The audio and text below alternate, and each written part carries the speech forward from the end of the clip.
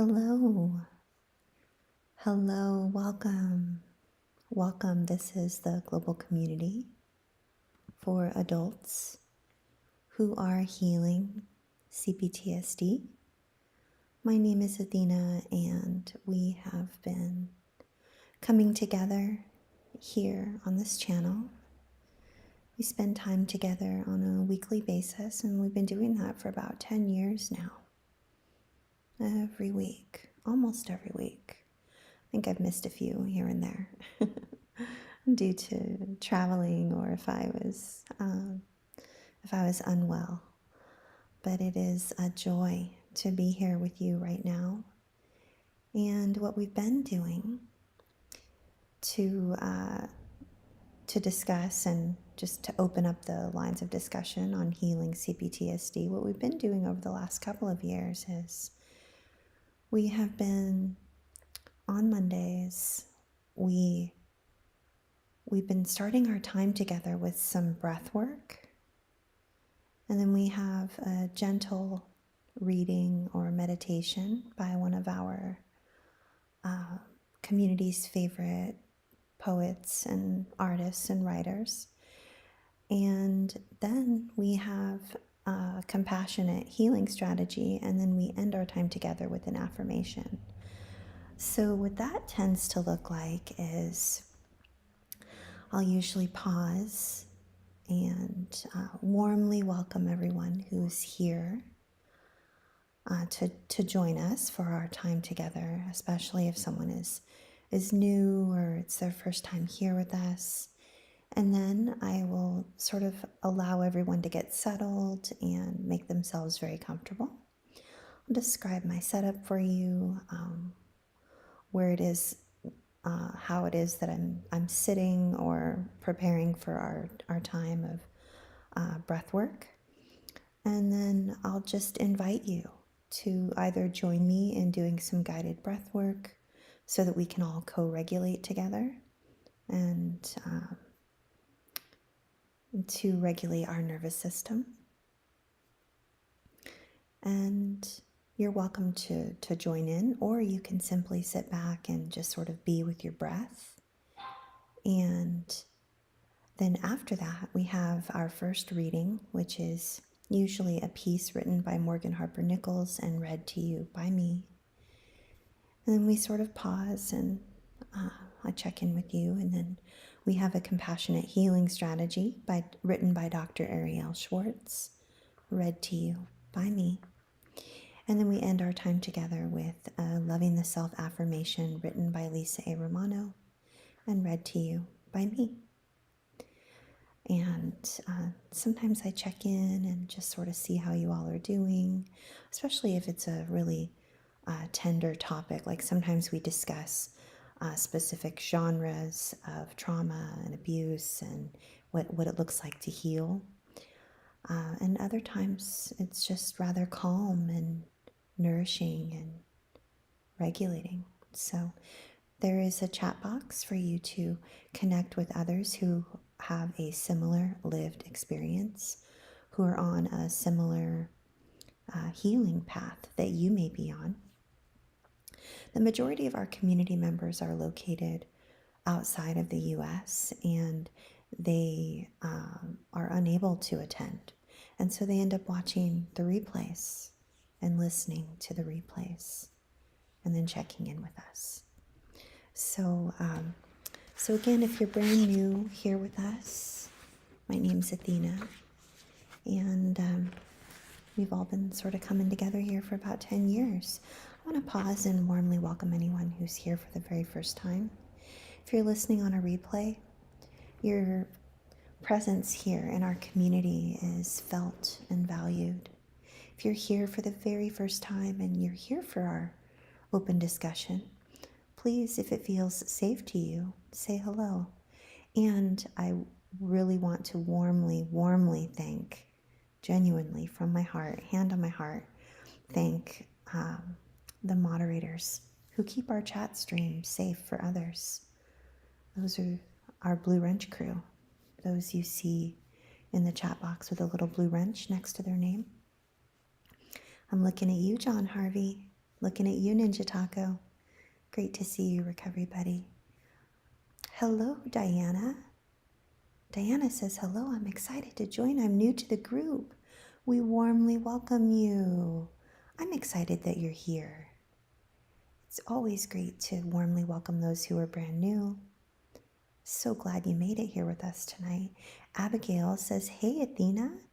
Well, hey, back to you, Abigail. I'm sending you happy faces right back. And hello to you, John Harvey, Ninja Taco.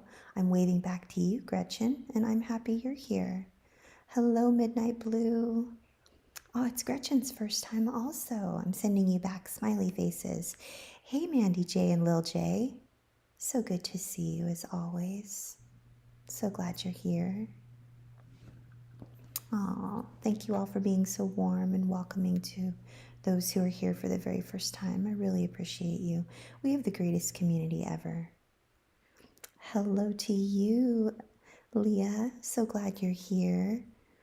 Hello to the family, my friendly family of choice. So glad you're here.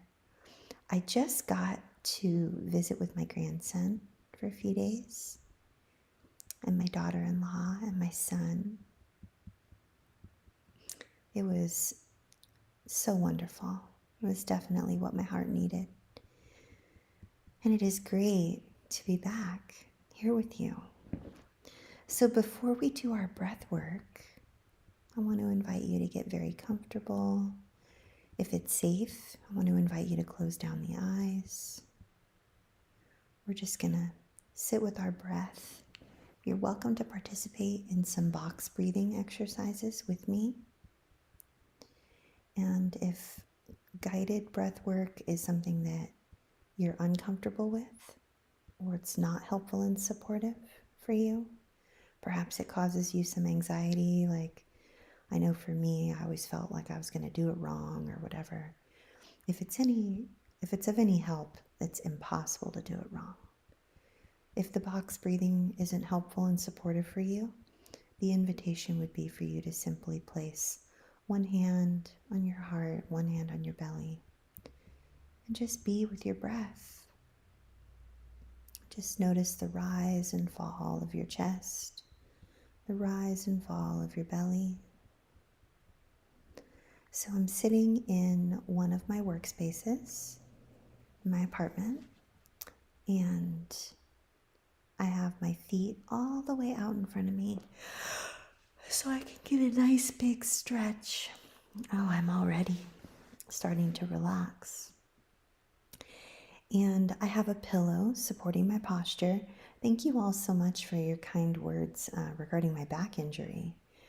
Yeah, I had just lifted something wrong, I think. So I feel much better. Much better. Warm welcome to you, Jennifer. So good to be here. And yes, it was wonderful to see my grandson and my daughter-in-law and my son. Yeah. It's great to be back here too, though. So I have a pillow supporting my posture. My feet are all the way out in front of me. So I want to get a nice big stretch.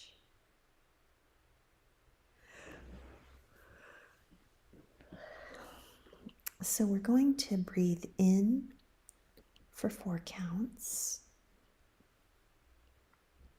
We're going to pause for 4 counts. We're going to breathe out for 4 counts. And then we're going to pause for 4 counts. And we're going to do that 4 times. I will count us in on our first breath and on our 4th breath. And in the middle, we'll be on our own. And again, if breath work is just not your jam, it's just not something that you care for, that's okay. 2 of the greatest ways to regulate our nervous system is by co-regulating with other mammals, other mammalian nervous systems, which is what we're all doing here. 17 of us all together in this room, all co-regulating together. And then another great way, the second way, It is a great way to regulate our nervous system is by doing breath work. So here we are doing 2 of the greatest things we could possibly do to regulate our nervous system. You're welcome to extend that exhale if you'd like, and it will help to activate our parasympathetic nervous system, which is also referred to as our rest and digest. And it helps us to feel relaxed. And the goal is to get the sensation of a long, deep stretch or a yawn. Because if you think about it, when we're yawning, it's impossible for us to be in hypervigilance and terror. So if we're yawning and stretching, we're pausing long enough to yawn and stretch. Our brain and our body are communicating with one another that we're not in danger. It's very helpful for our healing. So we're going to begin here. Begin our breath work, our box breathing. Again, I warmly welcome you to simply place one hand on your heart and one hand on your belly. And before we begin, I do again want to pause and welcome those who are here for the first time, Gretchen and Diana.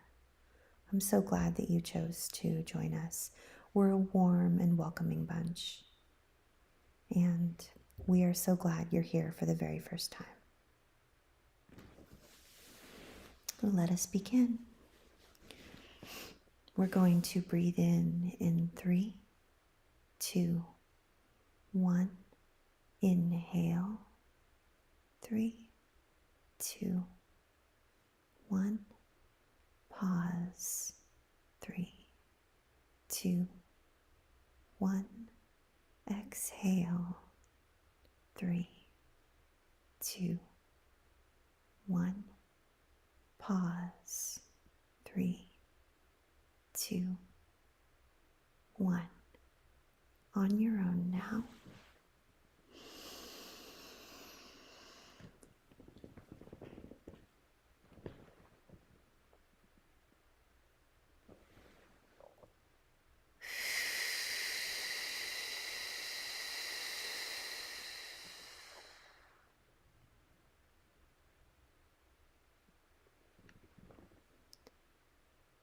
Again.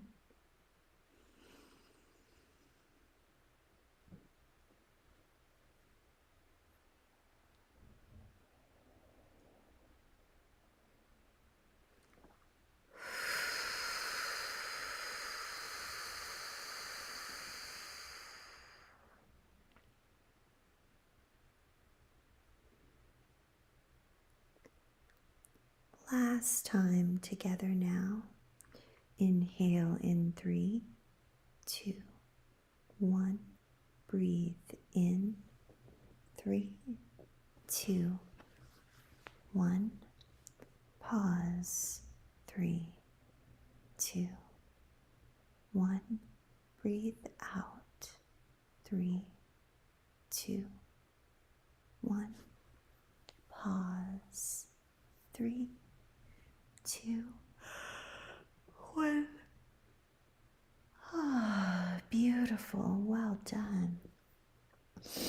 I got a couple of yawns on the second breath and right after the fourth breath. And my eyes are watering now. I have to take my glasses off. Sorry if it banged in your earbuds. I apologize. My glasses banged up against the computer. You are so very welcome, Midnight Blue. Thank you for practicing breath work right alongside me. I'm so grateful. So, our topic this week is blooming and growing. Blooming and growing. blooming as though a plant were blooming, growing as though a tree or a plant were growing. And I find it rather fitting to use the terminology of blooming and growing, because oftentimes, especially when we're younger, and we're going, like my grandson, for instance, is going through a growth spurt, and so we have to rest a lot more during a growth spurt, and we have growing pains depending on how quickly we are growing. So growing can be painful and exhausting, whether we're talking about my toddler grandson or a plant or a tree. It's important for us to know that sometimes during our healing journey, we could be going through a period of growth, and it's really exhausting and oftentimes painful. So please, if that is where you're at right now, I want to remind you to be gentle with yourself. Be kind, be patient, be gentle with yourself. Okay?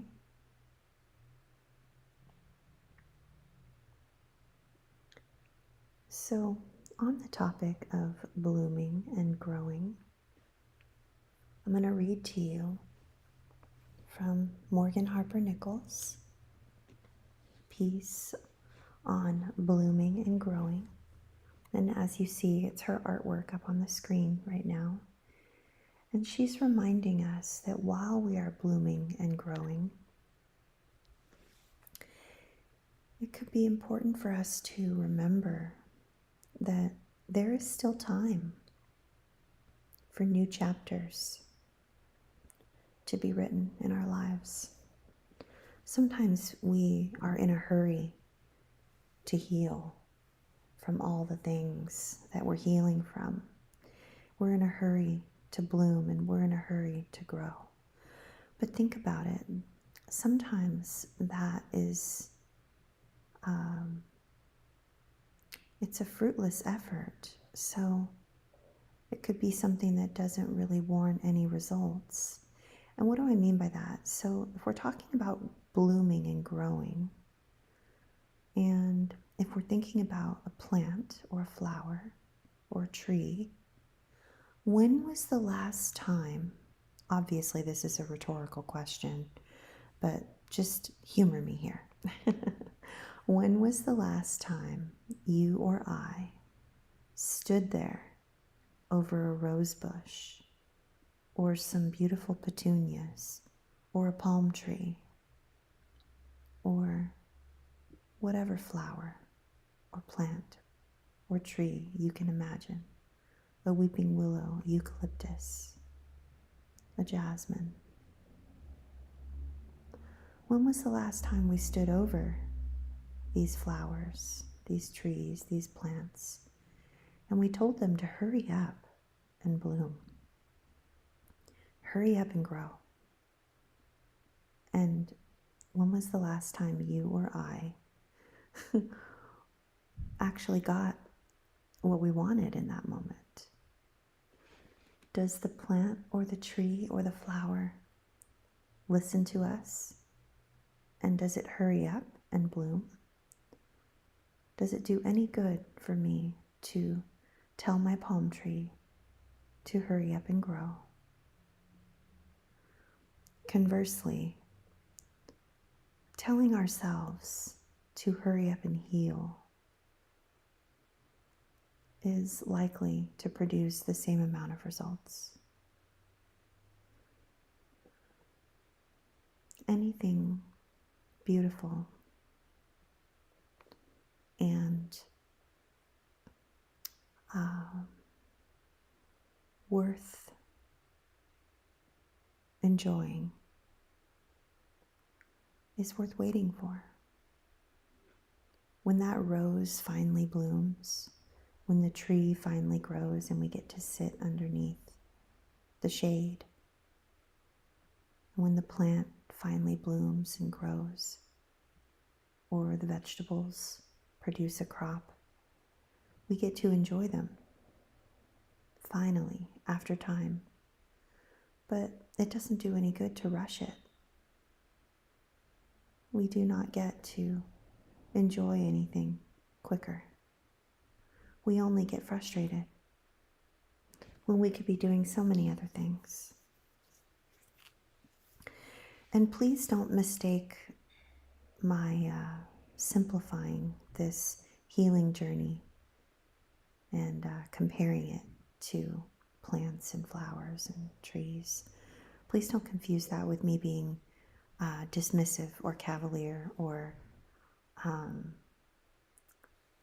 it sounds so simple for us to just wait and be patient and to enjoy the process and enjoy the rose when it blooms and watch the little buds as they come along on the plants.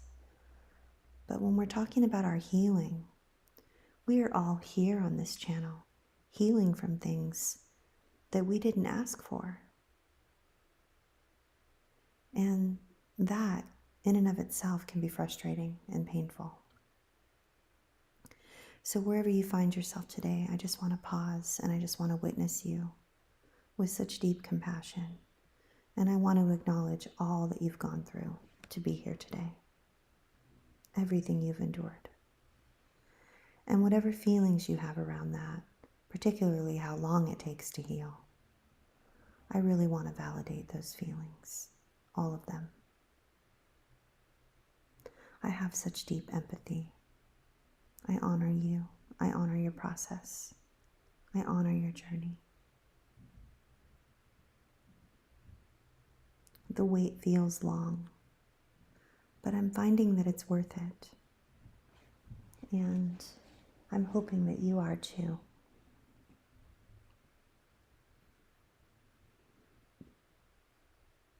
A warm welcome to you, Jeffrey Sherman. So glad to see you.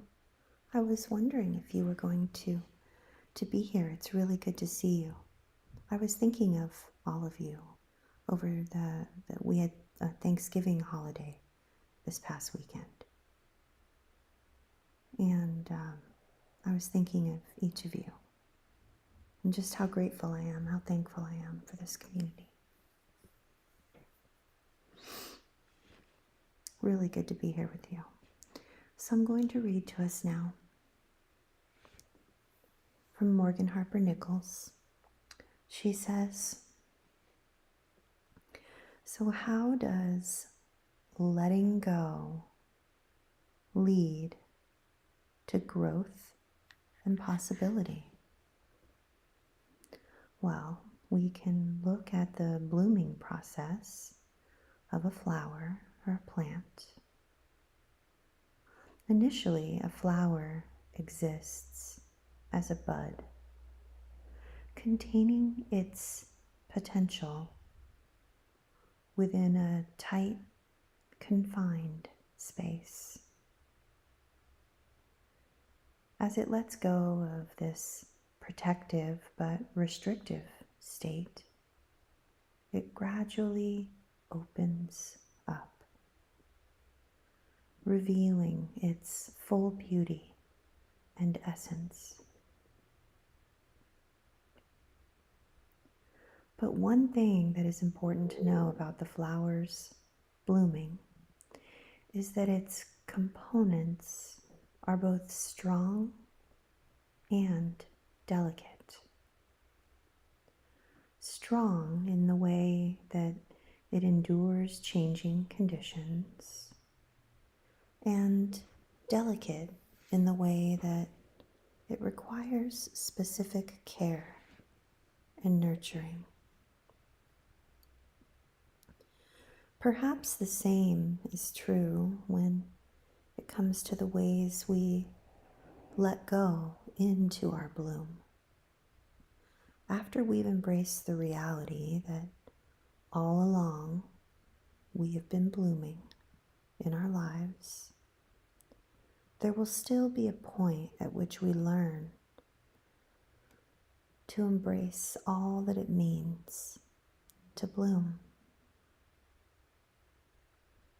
Even after we have decided that we are going to act on courage or open up more or leave spaces that we seek to outgrow, there will still come a time when we enter that phase again as a flower who is blooming.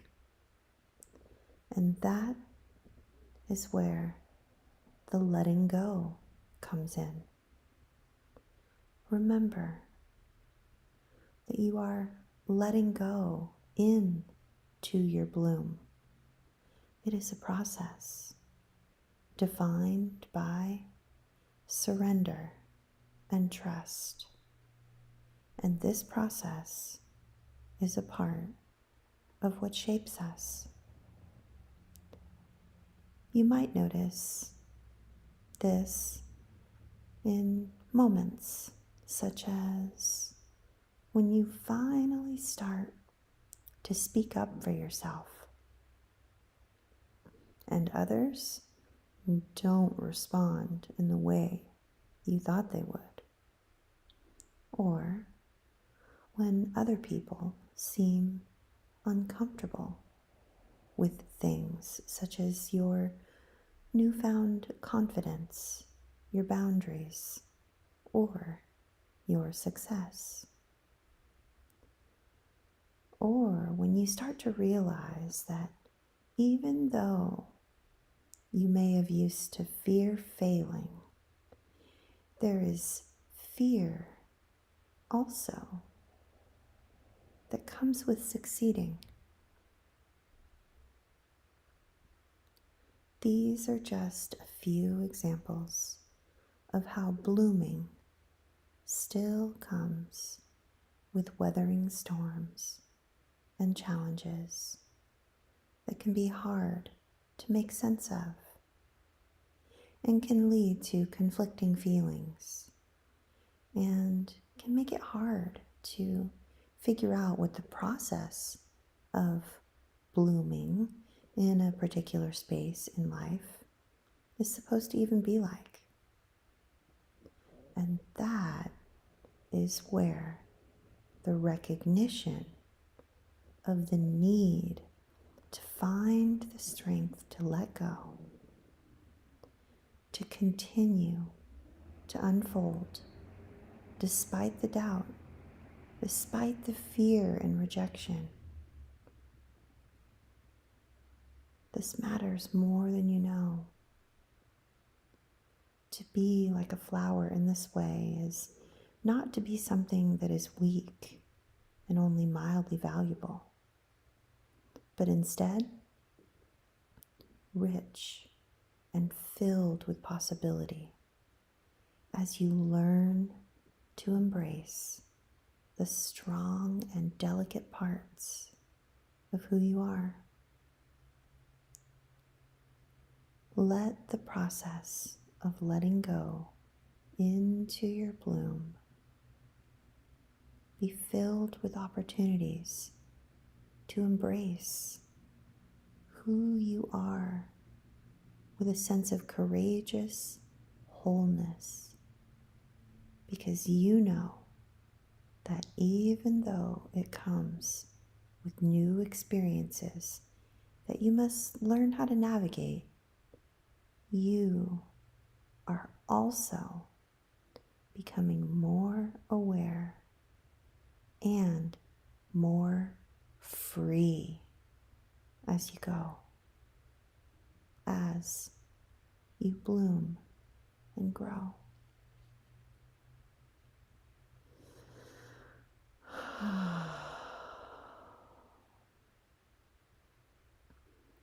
I love Morgan.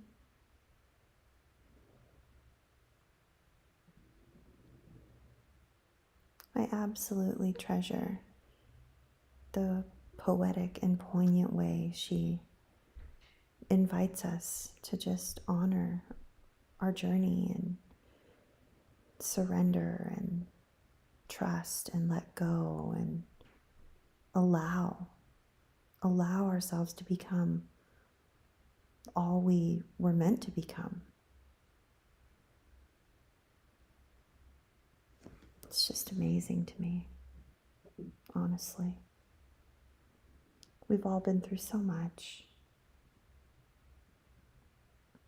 So much. And yet here we are. We're choosing to heal. Just want to check in with you before we transition into our compassionate healing strategy. Well, hello to you, Be Young. Thank you so much for greeting me. I warmly welcome you.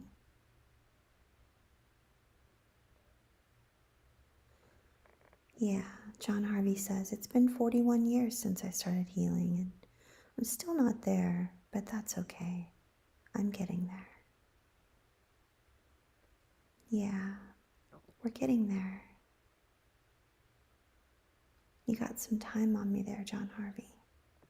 I think I've been healing for about 23 years now. Maybe a little longer, but that was when I started to become aware that I had something to heal from. So that's kind of when and it wasn't even because I realized it for me. It was a loved one of mine that needed healing, and I wanted to be there for them. And sure enough, wow, I had something to heal. Oh, I'm so glad you're here, Jeffrey Sherman. And you know what? You're never late. You're always right on time. We're all just grateful to be here co-regulating with you. It is so worth it. I'm so glad you're here. Midnight Blue says, I'm so grateful to be here with all of you. We are so glad that you're here, Midnight Blue. So glad. Aw, thank you, Jeffrey Sherman. I'm doing well. I am doing well. I got to have 3 days of grandson snuggles. Wednesday night, Thursday, and Friday. 3 consecutive days of grandson snuggles. And it was worth it. It was wonderful. Midnight Blue says, I'm feeling tired, but resting while listening to this relaxing session. I'm so glad. Jennifer says, I'm hanging in there. Jeffrey Sherman says, I had a bad few days, but I'm feeling better now. I'm so sorry to hear that. My hand is on my heart, Jeffrey Sherman. I honor you. I honor your journey. I'm really sorry to hear you had a rough few days. And I'm very glad that you're feeling better now.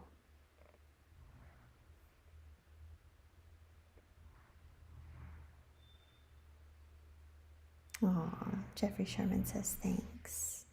You're very welcome. Jennifer says, welcome Gretchen and Diana to this support group you will love. Athena's encouragement and support. Oh, thank you so much, Jennifer. Thank you. I appreciate you. I love being here with you all. Well, hello, Susan. I warmly welcome you. I think I'm meeting you for the first time. Yes, Abigail. Abigail says, as a collective, we are a beautiful meadow. We are. We are a beautiful meadow. We're all blooming and growing. Jennifer says, that's right, Abigail. Oh no, there's that truck again. Remember 2 weeks ago? I think they're almost done though. They only last a couple minutes. Leah says, wow, 41 years for John and 23 for Athena. About 4 years for me. Maybe things can get better. I think they can. I really do. I believe. Things are getting better. And to be fair, for me, I think the first 13 years of my healing journey, it was ebbing and flowing. I would show up for myself and I would be all gung-ho and I would dive headfirst into everything and I would overwhelm my nervous system. And so then I would be exhausted and I would have to stop because I wasn't titrating. I wasn't taking it gently and slowly. I was rushing. I wanted to hurry up and heal. And it's only been over the past 10 years that I have begun really showing up for myself on a daily basis. And this past 1 year, I have a daily meditation practice, and it's very, very, very, very simple, and it's probably just, pretending to meditate, which is fine. It just means I'm being present in the moment and just showing up for me, right? I don't need it to look a certain way or be a certain way because it's just I'm doing it for me, right? Ninja Taco says, survivors would be excellent geopolitical analysis. We already do hundreds of threat assessments in our heads. Absolutely. It's so interesting you should say that, Ninja Taco. You're so astute. When I was in the beginning stages of my healing journey, I think all day, every day was spent in threat assessment. And then now it's like I've sort of just leaned into it and I'm trusting myself more. And I'm trusting that I've created pockets of safety for myself. And I don't know. I don't feel like I'm doing any more threat assessments.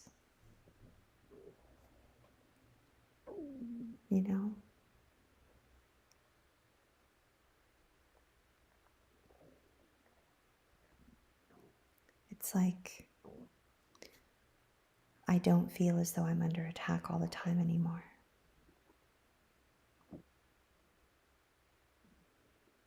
It's interesting. Just pausing, just glancing at that. Yeah.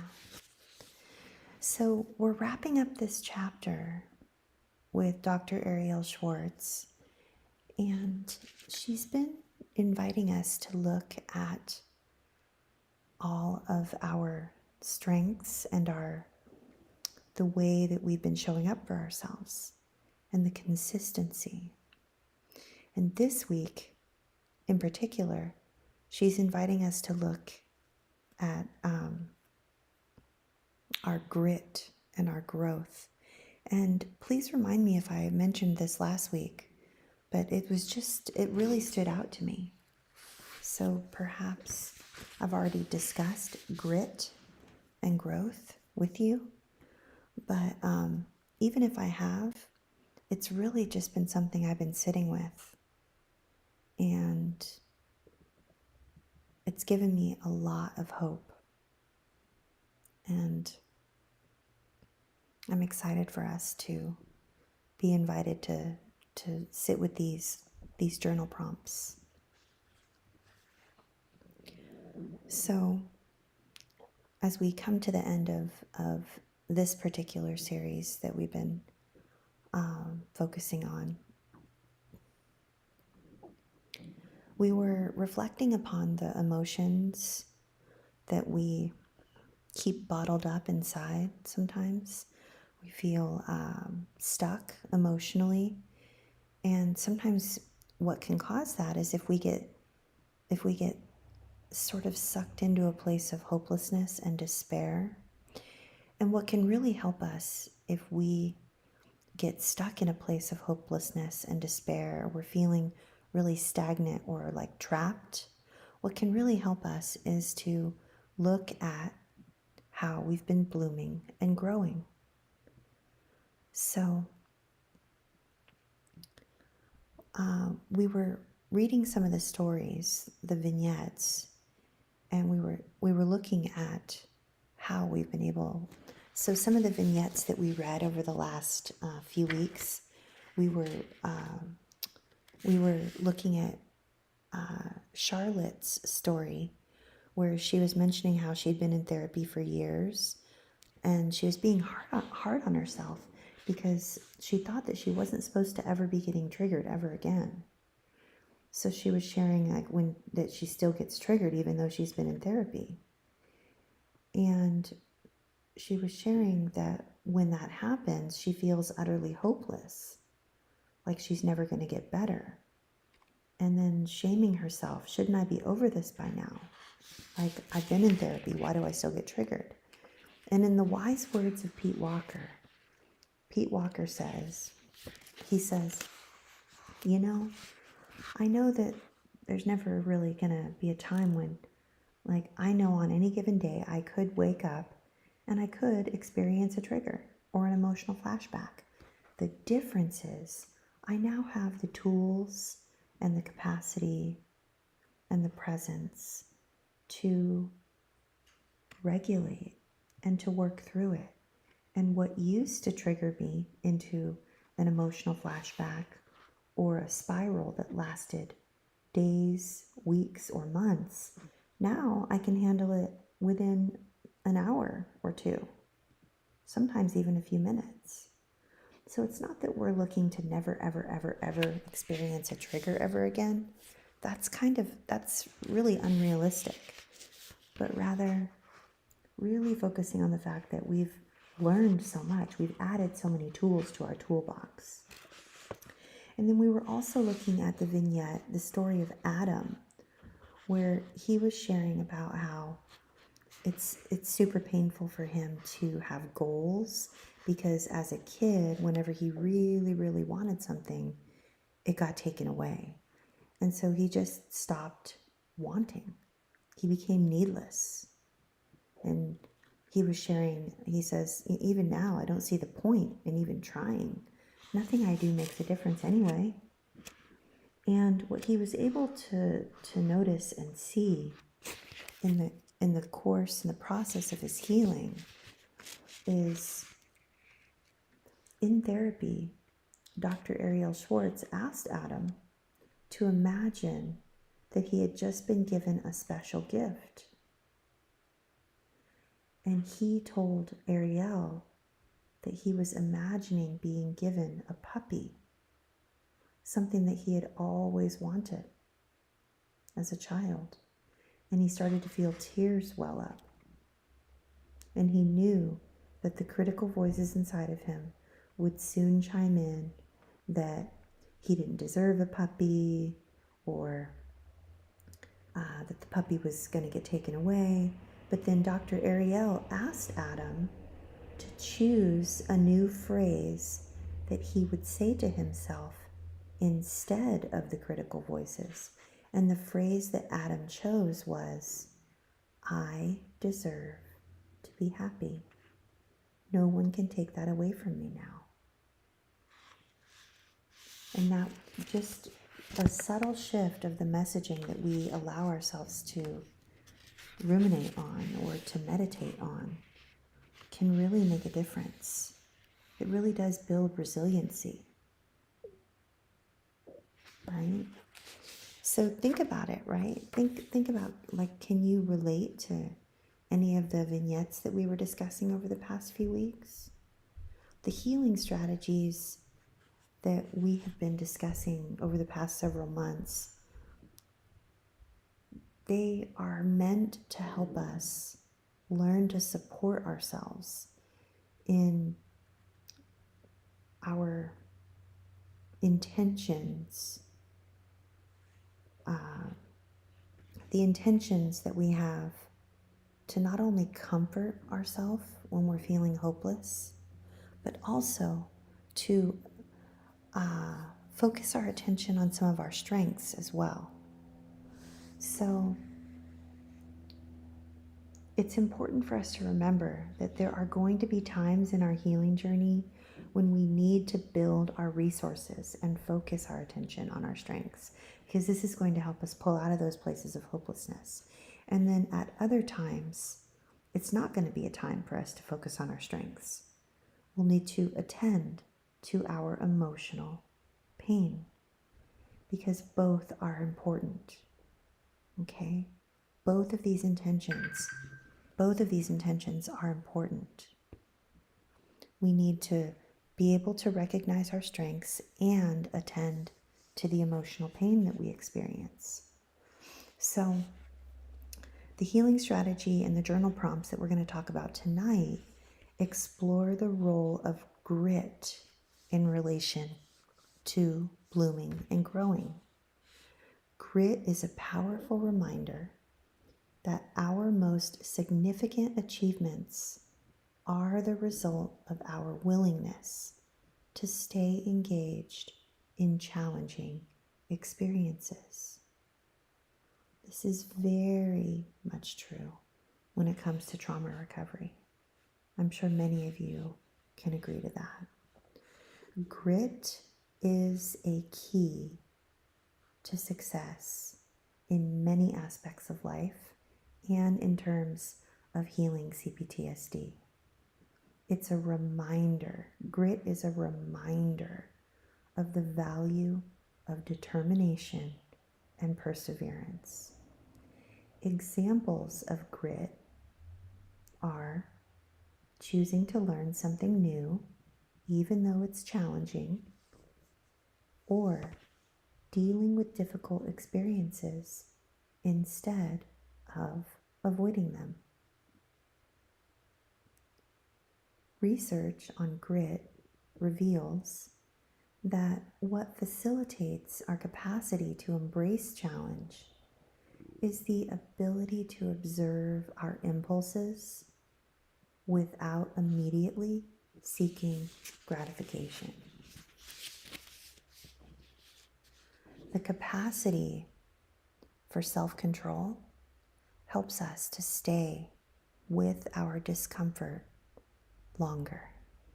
So in complex trauma recovery, it is our grit that helps us to stay engaged in the difficult process of working through our pain. So let us together as a group reflect on our experiences of grit in our lives and explore how we might nurture our own grit. So we're going to take a few minutes right now to go through some journal prompts. And you're welcome to share in the chat box and journal there if that feels safe and supportive for you, for all of us to be able to compassionately witness you and acknowledge your lived experience, validate your emotions, and offer empathy, or at the very least, solidarity. Okay? You're invited to do that. It's not mandatory. You can use a pen or a pencil and a piece of paper. You can use paints, non-dominant hand.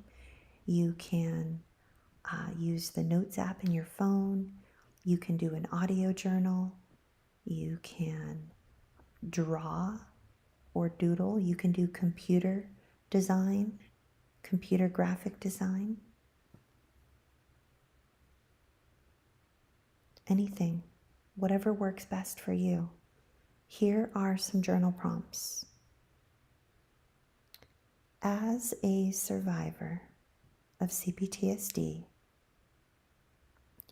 in what ways have you engaged in life, even though you have felt afraid?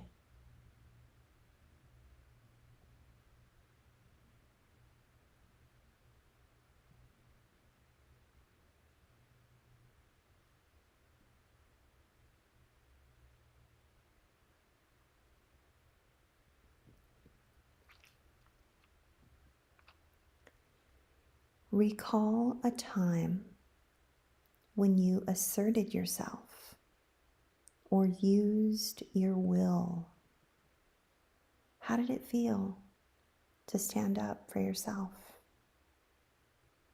How did you feel afterwards?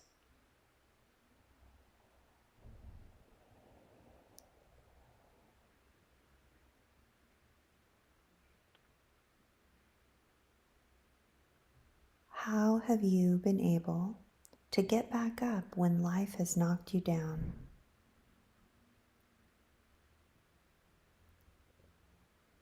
How were you able to persevere and overcome setbacks in your life? What or who has helped you access your strength in difficult moments?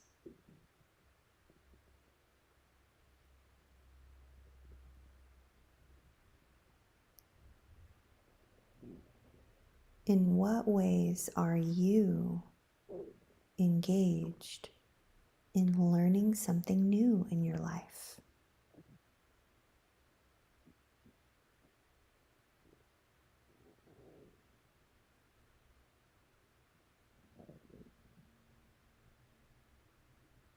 When you notice a desire to do something on impulse, such as eating one more cookie or a piece of chocolate cake, John Harvey, perhaps consider taking a moment to pause and reflect. Stop and notice how you feel in your body as you mindfully experience the delay. Does the pause change your interest in the action you were about to take?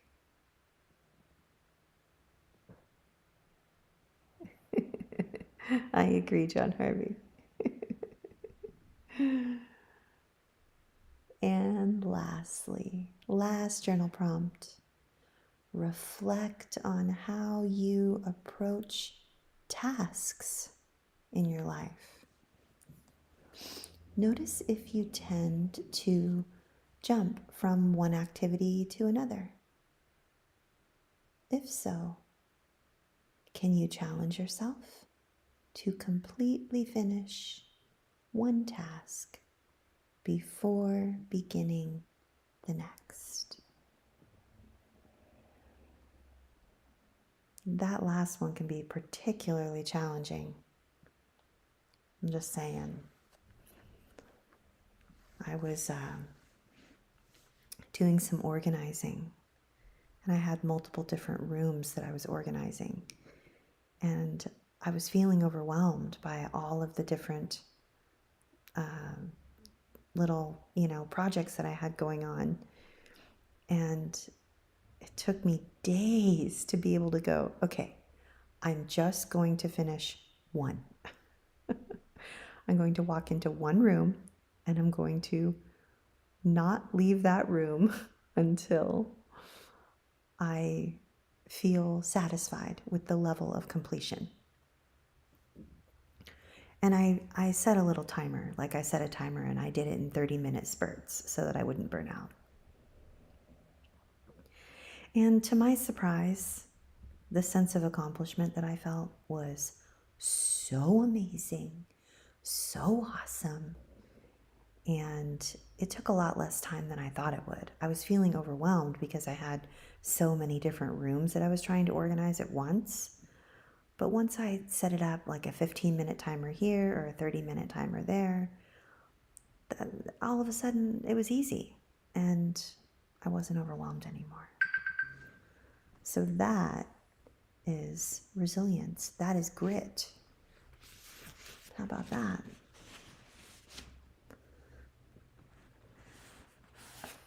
So we're going to end our time together today with our loving the self affirmation. Again, our theme this week, blooming and growing. Blooming and growing. And when we feel stuck, we really hang in there because we have grit, right? Blooming and growing takes time. So, our Loving the Self affirmation was written by Lisa A. Romano, and it says, sometimes we feel stuck emotionally.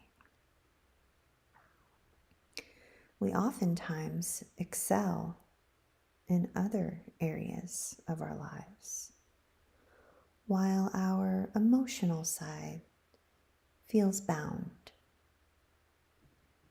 We are incredible at playing roles, but oftentimes we can feel consumed by a haunting sense of self-alienation.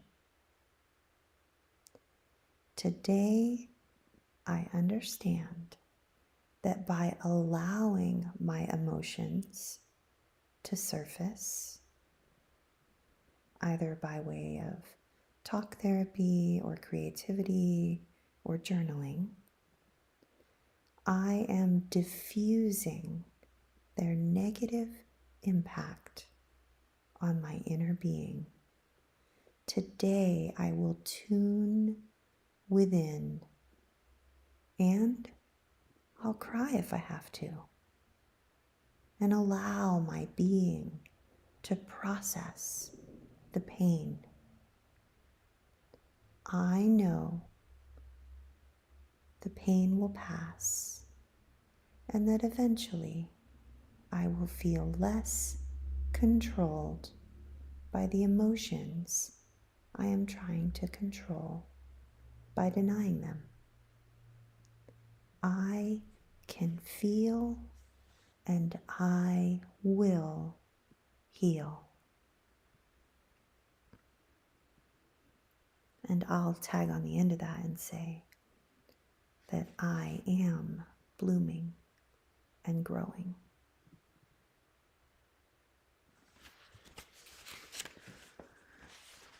It's a process, but we are blooming and growing.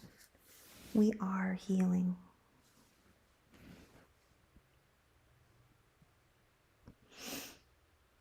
Yeah.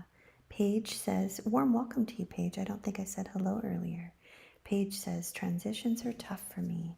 Planning them in advance helps. Yes.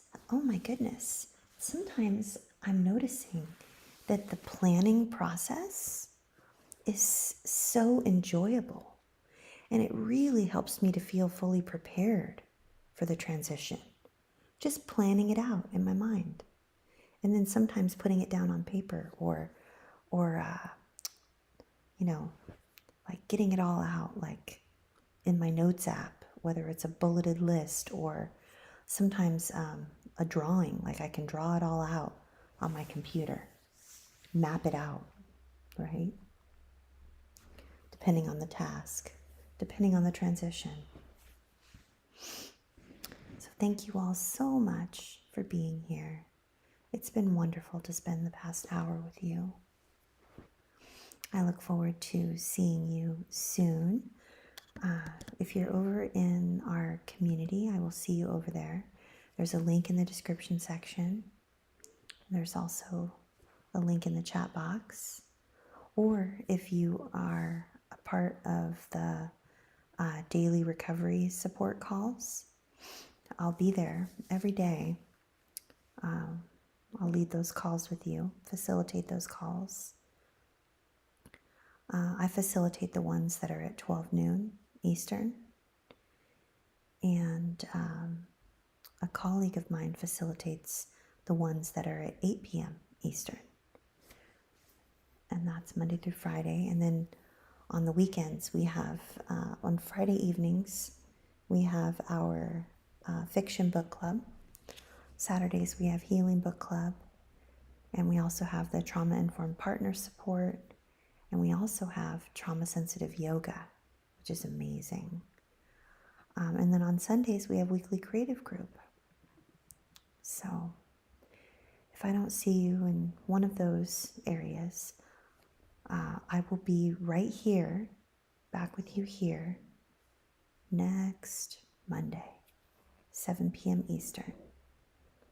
Okay? Right here on YouTube. But in the meantime, please be extra kind and extra patient and extra gentle with yourself, because you're worth it. And I look forward to to seeing you very, very soon. Good night, everybody.